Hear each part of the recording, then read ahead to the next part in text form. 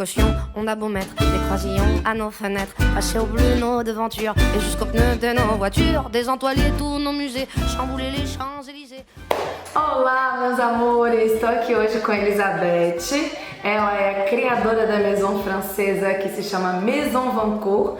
Vocês já devem ter visto que eu já postei algumas fotos aqui usando os cintos da marca dela. É uma marca de acessórios, mais focada em cintos e algumas bolsas também ela desenvolve.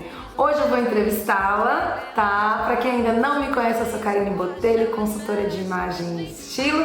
Estou aqui em Paris para a semana de moda e vim entrevistar a Elisabeth para mostrar para vocês um pouquinho do que realmente é o savoir-faire francês que a gente tanto ouve falar. A entrevista vai ser em francês, mas eu vou colocar a legenda aqui para vocês, tá bom? Vamos lá começar. Bonjour Elisabeth. Bonjour Karine. C'est un plaisir d'être là avec vous, merci. Eh bien moi aussi, pour moi aussi, je te remercie de ta visite du Brésil dans notre petite maison Vancourt. Je suis super contente.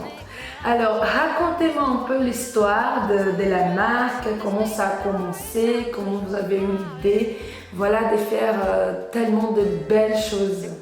Eh bien, j'avais remarqué qu'il y avait très peu de choix dans les ceintures sur le marché. Toutes les femmes avaient dans leur placard de nombreuses ceintures pour pour matcher toutes leurs tenues, leurs robes, etc. Non, attends, je voulais juste te dire que j'avais remarqué qu'il y avait très peu de choix de ceintures sur le marché, surtout en très bonne qualité. Donc il y a beaucoup de ceintures qui sont griffées avec des logos, qui sont plus ou moins de bonne qualité, et il y a également beaucoup de ceintures importées qui sont de très très mauvaise qualité. Et donc le choix est très limité. Ou vous dépensez 1 000 € chez Hermès, ou vous avez une ceinture vraiment dont la qualité n'est pas satisfaisante du tout. Donc j'ai rencontré, le hasard a fait que j'ai rencontré un artisan extrêmement talentueux et cela m'a décidé à créer une collection de ceintures. Ah ben c'est formidable, formidable alors. Et la maison elle existe depuis quand? Donc la maison existe depuis 2011. Bien. Et vous vendez un peu partout? Alors nous vendons dans le monde entier et nous sommes reconnus comme la marque de ceinture de luxe par excellence. Mais c'est énorme! Oh, je suis tellement contente d'entendre tout ça. Et alors, les ceintures sont fabriquées où? Elles sont fabriquées en France, dans la région de Limoges. Ah, c'est magnifique! C'est un berceau du cuir en France. C'est ça que je voulais comprendre. Alors, c'est du cuir des veaux, ça peut varier.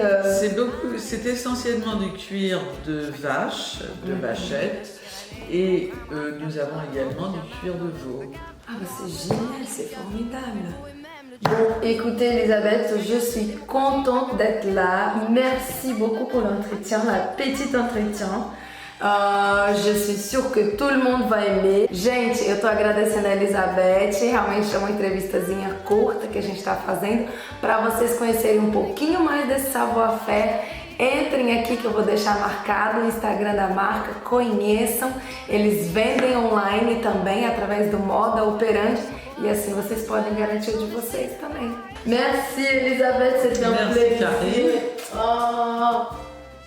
Merci, je suis super contente. Courage, vraiment, tout est parfaitement beau. Merci beaucoup Karine. Tu fais une excellente ambassadrice de notre marque, je te remercie.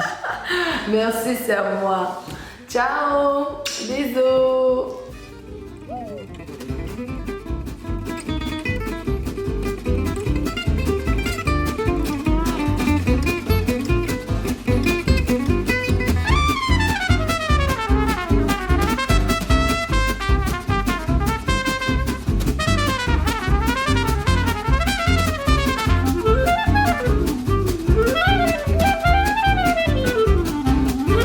Bien que ma foi, depuis octobre, les robes soient beaucoup plus sobres. Il y a moins de fleurs et moins d'aigrettes, que les couleurs soient plus discrètes. Bien qu'au gala on élimine les chinchillas et les germines, que les bijoux pleins de décence brillent surtout par leur absence. Que la beauté soit moins voyante, moins effrontée, moins flottante.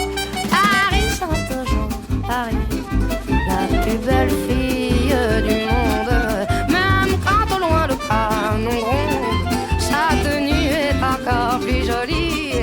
Paris sera toujours Paris, on peut